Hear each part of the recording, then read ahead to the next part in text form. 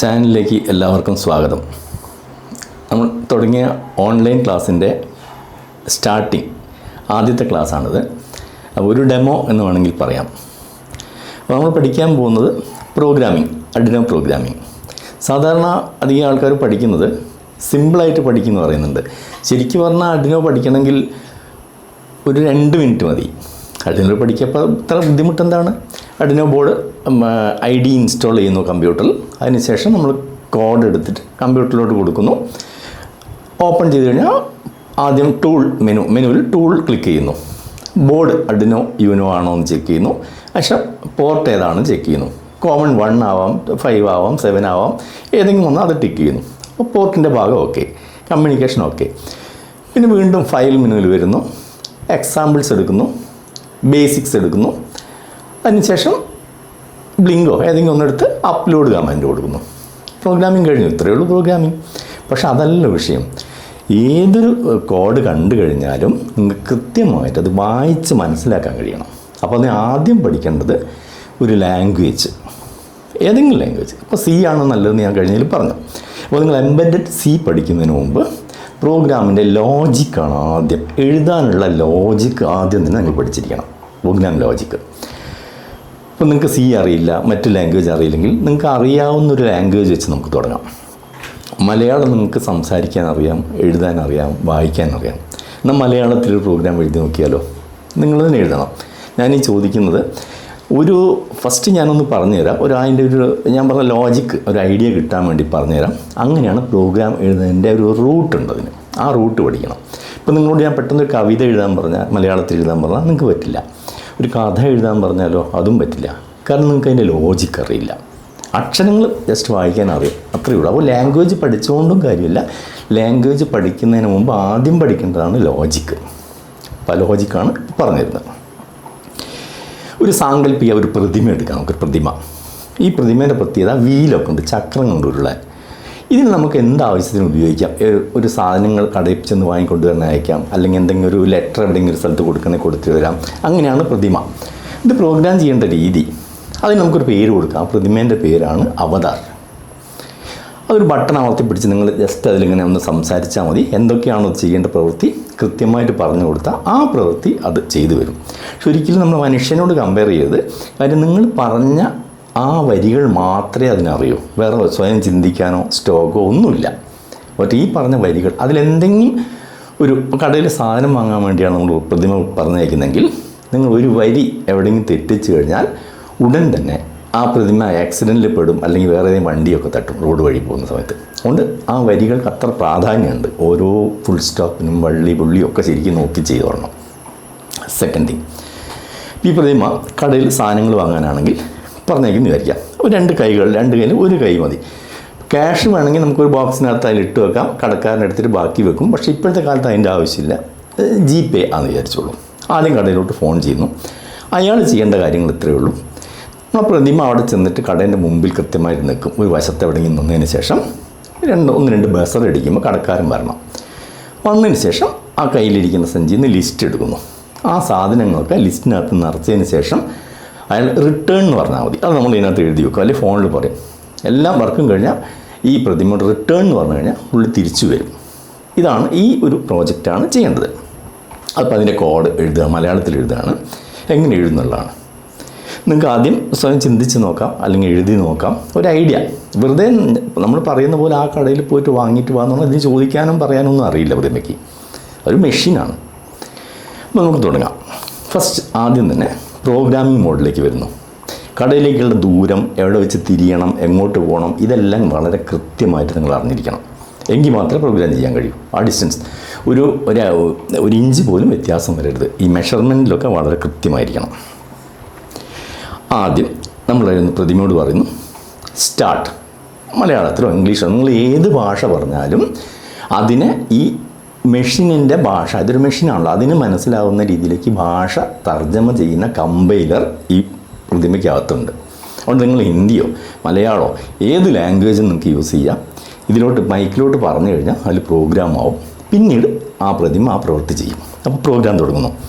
വീട്ടിൽ മുറ്റത്തായിരിക്കും നിൽക്കുന്ന, അല്ലെങ്കിൽ റൂമിനകത്തായിരിക്കുമെങ്കിൽ ആദ്യത്തെ വഴി സ്റ്റാർട്ട്. അപ്പുറത്തേക്ക് തുടങ്ങണം. മനസ്സിലായി? പിന്നെ രണ്ടാമത്തെ വരി സ്റ്റെപ്പ് ഇറങ്ങുകയാണെങ്കിൽ 2 സ്റ്റെപ്പ് അല്ല ഇത്ര സെൻറ്റിമീറ്റർ വീതമുള്ള 2 സ്റ്റെപ്പ് 30 സെൻറ്റിമീറ്റർ വീതമുള്ള 2 സ്റ്റെപ്പ് 1 by 1 ആയിട്ട് താഴോട്ട് ഇറങ്ങുക. വരി 2. പിന്നെ അത് കഴിഞ്ഞ് നേരെ നടക്കുന്നു. റോഡിൽ നേരെ പോകാനാണെങ്കിൽ 231 മീറ്റർ മുൻപോട്ട് നടക്കുക എന്ന് എഴുതിയാൽ നമ്മൾ നടക്കുന്ന സ്പീഡിലായിരിക്കും പ്രതിമ പോകുന്നത്. ഓടുക, ഒരു വരി മാറ്റിയിട്ട് ഓടുക എന്ന് എഴുതിയാൽ നമ്മൾ ഓടുന്ന സ്പീഡിലായിരിക്കും പ്രതിമ പോകുന്നത്. അതൊക്കെ നമ്മൾ യുക്തിക്കനുസരിച്ച് ചെയ്യാം, അതൊന്നും വിഷയമല്ല. 300 മീറ്റർ ഓടുക, നടക്കുക. വലതുവശത്തേക്ക് തിരിയുക എന്ന് പറഞ്ഞാൽ അതിനറിയില്ല, വലതും ഇടതൊന്നും അറിയില്ല. ക്ലോക്ക് വൈസ് 90 ഡിഗ്രി തിരിയുക. 90 ഡിഗ്രി എന്ന് പറഞ്ഞാൽ 90 ഏതൊരു സാധനവും 90 തിരിയുന്ന സമയത്ത് ഇപ്പം ഇങ്ങനെ പ്രതിമ മൂവ് ചെയ്യുകയാണെങ്കിൽ 90 എന്ന് പറയുമ്പോൾ ഇങ്ങനെ നേരെ വലതുവശത്തേക്ക് തിരിഞ്ഞതിന് തുല്യമാണ്. മറിച്ച് 180 ഡിഗ്രി എന്ന് പറഞ്ഞാൽ ഇങ്ങനെ പോകും. 180 നേരെ റിട്ടേൺ വരെങ്കിൽ നമ്മൾ പറയുന്നത് 180 ഡിഗ്രി റൊട്ടേറ്റ്. ഇത് ക്ലോക്ക് വൈസും ആവാം, ആൻറ്റി ക്ലോക്ക് വൈസും ആവാം. 180 ഡിഗ്രി എന്ന് പറയുമ്പോൾ നിങ്ങൾ ഇവിടെ നിന്ന് ഇങ്ങനെ തിരിഞ്ഞാലും ഓപ്പോസിറ്റ് വരും, ഇങ്ങനെ തിരിഞ്ഞാലും ഓപ്പോസിറ്റ് വരും. ഇടത്തോട്ട് തിരിയണമെങ്കിൽ ലെഫ്റ്റ് 90 ഡിഗ്രി, ഇങ്ങനെയുള്ള 90 എന്ന് പറയും ഇങ്ങോട്ട്, വലത്തോടെ 90 ഡിഗ്രി റൈറ്റ് സൈഡ്. അത് കൃത്യമായിട്ട് എഴുതണം. അപ്പോൾ 90 ഡിഗ്രി വലതുവശത്തേക്ക് തിരിഞ്ഞു പ്രതിമ. വീണ്ടും നേരെ 30-40 മീറ്റർ നടക്കുക. അപ്പോൾ അവിടെ ഏകദേശം കട എത്തുന്ന ഡിസ്റ്റൻസ് ആണെന്ന് വിചാരിച്ചോളൂ. അപ്പോൾ സെൻസറുകൾ പരിശോധിക്കുക. 2 വശത്തുള്ള സെൻസറുകൾ. ഒബ്ജക്റ്റ് ഒന്നുമില്ലെങ്കിൽ സെൻസറുകൾ പരിശോധിച്ചതിന് ശേഷം സൈഡ് വശങ്ങളിൽ ഒബ്ജക്റ്റ് ഇല്ലെങ്കിൽ ഒരു വശം ചേർന്ന് നിൽക്കുക. 3 പ്രാവശ്യം ബസർ പ്രവർത്തിക്കുക. പിന്നെ പ്രവർത്തിക്കുക എന്ന് പറഞ്ഞാൽ ബാക്കി എഴുതാതെ വിടരുത്, ബ്ലാങ്കായിട്ട് വിടരുത്. ബ്ലാങ്കായിട്ട് വിട്ട് കഴിഞ്ഞാൽ ഇതിൻ്റെ മോട്ടറൊക്കെ വർക്ക് ചെയ്യുകയാണ്, ചിലപ്പം എറർ വന്നു കഴിഞ്ഞാൽ കടയ്ക്ക് അകത്തേക്ക് എൻട്രി ആവും. അതല്ലെങ്കിൽ വേറെ എന്തെങ്കിലും പ്രവൃത്തിയിലേക്ക് പോകും. അതുകൊണ്ട് അവിടെ കൃത്യമായൊരു സൂചന കൊടുക്കണം. അവിടെ നിന്നതിന് ശേഷം വെയിറ്റ് അണ്ടിൽ എന്ന് പറഞ്ഞാൽ കാത്തു നിൽക്കുക. ഏതുവരെ? റിട്ടേൺ എന്ന് മൈക്കിൽ ഒരാൾ പറയുന്നത് വരെ. എന്ന് വെച്ചാൽ ഒരു ബട്ടൺ പ്രസ് ചെയ്തുകൊണ്ട് മൈക്കിൽ റിട്ടേൺ.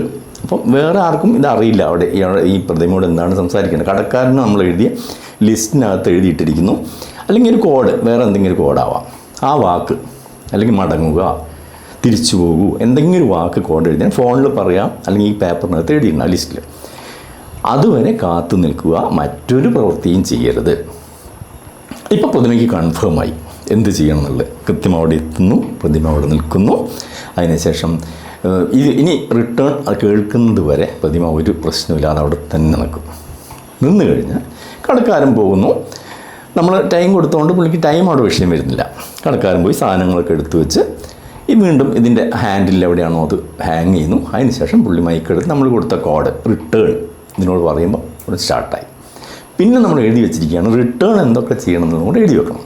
ഈ റിട്ടേൺ കേട്ട് കഴിഞ്ഞാൽ 180 ഡിഗ്രി തിരിയുക, റൈറ്റ് സൈഡ്, ഏതെങ്കിലും സൈഡ് മാറിയാലും കുഴപ്പമില്ല. അതാണ് തിരിച്ചു വരണം. പ്രതിമ അങ്ങോട്ട് നിൽക്കുന്ന പ്രതിമ നേരെ റിട്ടേൺ വരണം. അപ്പം തിരിഞ്ഞു.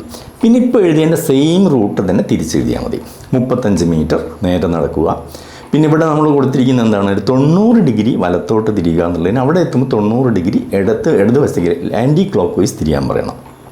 അങ്ങോട്ട് പോകുമ്പോൾ വലത്താണ് തിരിഞ്ഞെങ്കിൽ ഇങ്ങോട്ട് വരുമ്പോൾ ലെഫ്റ്റ് ആയിരിക്കുമല്ലോ. ഇതൊക്കെയാണ് ലോജിക്ക് ഉപയോഗിച്ച് ചെയ്യേണ്ടത്. വരുന്നു, തിരിച്ച് നമ്മൾ വീട്ടിലെത്തുന്നു. അവിടെ എത്തിയതിന് ശേഷം നമ്മൾ സ്റ്റോപ്പ് കമാൻഡ് അല്ലെങ്കിൽ സ്വിച്ച് ഓഫ്,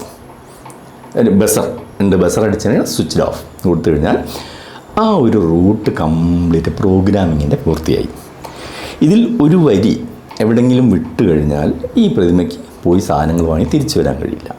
അതുപോലെ എന്തെങ്കിലും അളവിൽ തെറ്റ് പറ്റിയാൽ, ഇപ്പോൾ 30 മീറ്റർ പോകേണ്ട സ്ഥലത്ത് 31 അല്ലെങ്കിൽ 29 ആയി കഴിഞ്ഞാലും പിന്നെ പ്രതിമയ്ക്ക് അവിടെ വർക്ക് ചെയ്യാൻ കഴിയില്ല.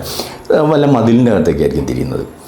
ഈ ഒരു സീരിയസ്നെസ് നിങ്ങൾ എഴുതുന്ന എല്ലാ കോഡിങ്ങിലും, പ്രോഗ്രാമിങ്ങിലെ കോഡിങ്ങിൽ, ഇപ്പോൾ ഭാഷ എംബഡഡ് സി പഠിച്ചാലും നമ്മൾ IC എടുത്ത് ചെയ്യുന്ന സമയത്ത് ഇത്രയും കാര്യങ്ങൾ മനസ്സിൽ വരണം. ഇതാണ് ഇതിൻ്റെ ലോജിക്ക് എന്ന് പറയുന്നത്. എന്തൊക്കെ എഴുതണം, എങ്ങനെ എഴുതണം എന്നുള്ളത് അവനവൻ്റെ ഭാവനയിലാണ് വരുന്നത്, അല്ലാതെ മറ്റൊരാൾ പറഞ്ഞതല്ല. ഒരാൾ എഴുതിയ സംഗതി നമുക്കതിനേക്കാൾ ചുരുക്കി എഴുതാൻ സാധിക്കും, അല്ല അതിനേക്കാളും ക്വാളിറ്റിയിൽ ചെയ്യാൻ സാധിക്കും. ഇങ്ങനെ പലതും ചെയ്യാൻ സാധിക്കും.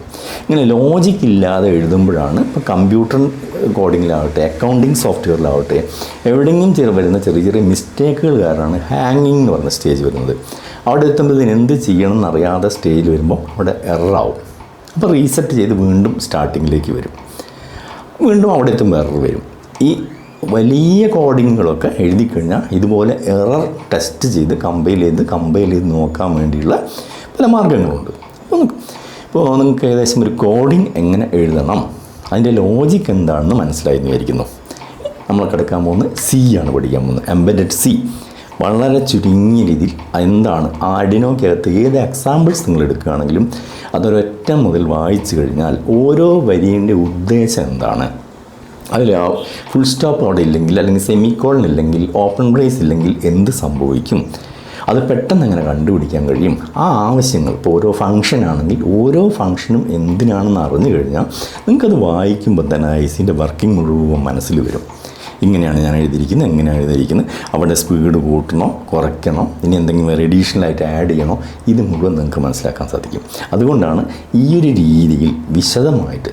ഇനി ഇത് പഠിച്ചു കഴിഞ്ഞാൽ സെയിം പ്രിൻസിപ്പിളാണ് പിക്ക് ഞാൻ പറഞ്ഞു തരുന്നുണ്ട്. പിക്ക് എങ്ങനെ പ്രോഗ്രാം ചെയ്യുന്നത് വളരെ ചെറിയ മാറ്റങ്ങളേ ഉള്ളൂ. ഔട്ട്പുട്ട് ഹൈ എന്നൊരാൾ എഴുതുകയാണെങ്കിൽ അതിന് പകരം ഡിജിറ്റൽ റൈറ്റ് എന്നായിരിക്കും വേറൊരു സോഫ്റ്റ്വെയർ വരുന്നത്. രണ്ടിൻ്റെയും മീനിങ് ഒന്ന് തന്നെ, ചെറിയ വാക്കുകളിലുള്ള വ്യത്യാസം മാത്രമേ വരുന്നുള്ളൂ. പിക്ക് പ്രോഗ്രാം ചെയ്യുന്നതും അതിന് ഏത് കമ്പൈലർ വേണമെന്നുള്ളതും ഈ ആർഡിനോ കംപ്ലീറ്റ് ചെയ്ത് കഴിഞ്ഞാൽ അതും കൂടെ അതിൻ്റെ കൂടെ പറഞ്ഞു തരുന്നുണ്ട്. അപ്പോൾ ഒന്ന് പറഞ്ഞു കഴിഞ്ഞാൽ മറ്റത് പറയാൻ എനിക്ക് 10 മിനിറ്റ് പറഞ്ഞാൽ മതി, അല്ല പരമാവധി 1 അവർ പറഞ്ഞു കഴിയുമ്പോൾ നിങ്ങൾ പിക്കും പഠിച്ചു അതിൻ്റെ കൂടെ. ഇങ്ങനെയാണ് ഞാൻ ഒരെണ്ണം പഠിക്കാൻ പറയാൻ കാരണമാണ്. ഇത്രയും കേട്ടതിൽ നിന്ന് നിങ്ങൾക്ക് ഏകദേശം ആ ഒരു എഴുതേണ്ട ലോജിക്ക് കിട്ടിയെന്ന് വിചാരിക്കുന്നു. ഇനി സ്വയം ഇരുന്ന് ചിന്തിക്കുക എങ്ങനെയൊക്കെയാണ് കോഡ് വരുന്നത്. ഇനി നിങ്ങളുടെ ചിന്തകളിലാണ് അത് മുഴുവൻ വരുന്നത്. ചിന്തിച്ച് നിങ്ങളൊരു പൊസിഷനിൽ എത്തിക്കുന്നത്. ശേഷം അടുത്ത വീഡിയോയുമായി കാണുന്നവരെ ഗുഡ് ബൈ.